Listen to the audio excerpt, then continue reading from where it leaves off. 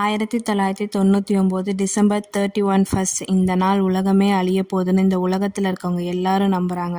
டிவியில் இதை ப்ராட்காஸ்ட் பண்ணுறாங்க. சர்ச்சில் இருக்கவங்க எல்லாரும் மக்களை வந்து பாவ மன்னிப்பு கேளுங்க அப்படின்னு வார்ன் பண்ணுறாங்க.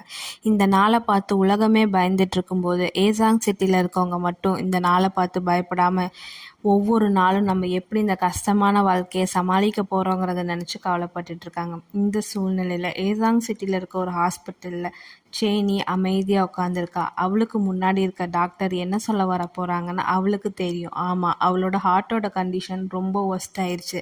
இன்னொரு சர்ஜரி பண்ணுறதுக்கு வாய்ப்பே இல்லை. அவள் கண்டிப்பாக சாக போகிறா அப்படிங்கிறத தான் அந்த டாக்டர் சொல்ல வராங்கன்னு அவளுக்கு புரிஞ்சிருச்சு. ஆனால் அந்த சோகத்தை அவள் மறைச்சிட்டு காமெடி பண்ணுறா.